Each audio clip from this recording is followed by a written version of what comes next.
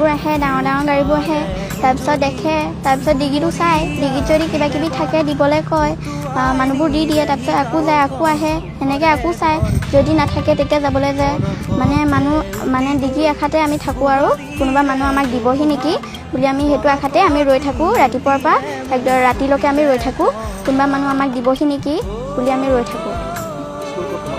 মই স্কুলে বেছিক তাত মই ক্লাছ 4ত পঢ়িছোঁ। পানী সোমালে চাগে জানো।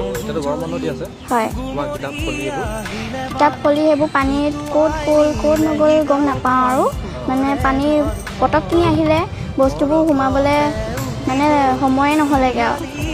হয়,